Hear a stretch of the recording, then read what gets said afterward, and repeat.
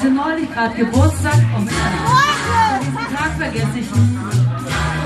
Und alle Tanten und Verwandte waren mit von der Party. Sie brachten Rosen und Narkisse und Schokolade zeigt mal schwer. Ich schrie, ich will das Zeug nicht mehr. Ich will keine Schokolade. Ich will lieber einen Mann. Ich will einen, der mich küsse. Und fühlen kann.